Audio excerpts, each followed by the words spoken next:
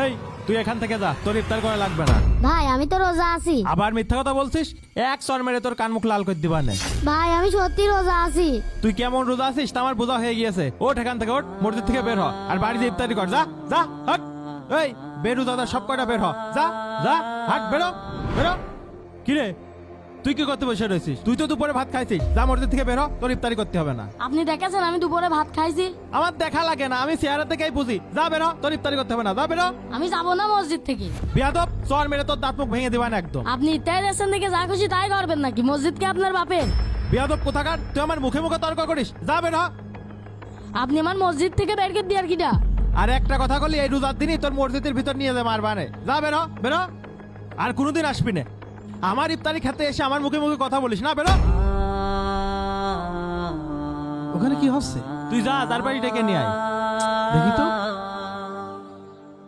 এই ভাই, এই আপনি ছেলেপেলে মসজিদ থেকে বের করে দিচ্ছেন কে? তাকে আপনার কাছে কৈফিয়ত দিতে হবে নাকি? অবশ্যই কৈফিয়ত দিতে হবে। আপনি এভাবে বাচ্চাদের মসজিদ থেকে বের করে দিতে পারেন না। একটুও বেশি বসবেন না, মুয়াজ্জিন মুয়াজ্জিনের মতো থাকবেন, তা না হলে কিন্তু আপনারও চাকরি থাকবে না। নে আমি এই চাকরি চলে যাওয়ার ভয় পাই নে। আর আপনি প্রতিনিয়ত মসজিদে এসে ঝামেলা করেন কি জন্য? হপ, আর একটা কথাও বলবেন না, বিয়াদব।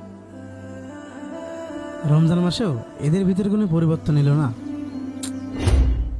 আব্বু আব্বু, কি হয়েছে মনি?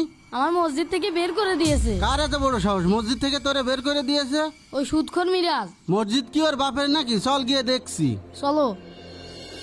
ছেলে পেলে একদিনও রোজা থাকবে না, খালি ইফতারি করতে চলে আসবে। এত বড় সাহস ও আমার ছেলের মসজিদ থেকে বের করে দেয়? এর পরেতে বড় মানুষ হোক আর ছোট মানুষ হোক, বেরোজাদার একটাও ইফতারি করতে দেবো না। এই মিরাজ, তুই আমার ছেলেটাকে মসজিদ থেকে বের করে দিছিস কেন? আপনার ছেলে রোজা না থাকে প্রতিদিন মসজিদ ইফতারি করতে আসে, এই জন্য আমি বের করে দিয়েছি। কে বলেছে আমার ছেলে রোজা থাকে না? আমার ছেলে সবগুলো রোজা আছে।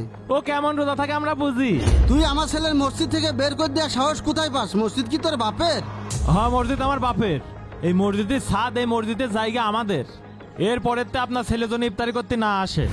এই কি হচ্ছে এখানে? চাচা, ছেলে পেলে একটাও রোজা থাকে না, প্রতিদিন মসজিদে ইফতারি করতে আসে, এসে ঝামেলা করে। কে বলেছে ওরা রোজা থাকে না? আমি মক্তবে এসে পড়াইছি, যখন প্রতিটা ছেলের খোঁজ নিয়েছি, ওরা সবাই রোজা ছিল। হুজুর আপনি জানেন না। থামেন তো, আমি ভালো করেই জানি। আর আপনি এভাবে বাচ্চাদেরকে মসজিদ থেকে বের করে দিবেন না।